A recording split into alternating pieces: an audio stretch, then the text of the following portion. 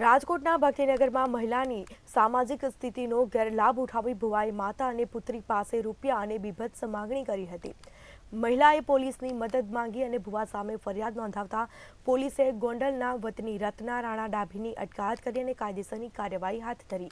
સમગ્ર મામલે ACP BV જાધવે જણાવ્યું હતું કે હાલ ભક્તિનગર પોલીસ મહિલાની ફરિયાદ આધારે પોલીસે તાત્કાલિક મૂળ ગોંડલના રહેવાસી રાણા ડાભીની પોક્સો એક્ટ સહિતની કલમ હેઠળ ધરપકડ કરી અને કાયદેસરની કાર્યવાહી હાથ ધરી છે।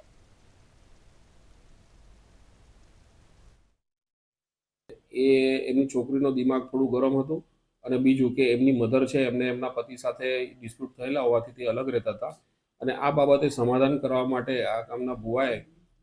એવું બહાનું કર્યું કે ભાઈ આ બધી વિધિ કરવા માટે છોકરીની શાંતિ માટે તેમજ એમના પતિનો સાથે સારો સંસાર ચાલે આ છોકરીની માનો ને એના પતિનો એના માટે તમારે મારી સાથે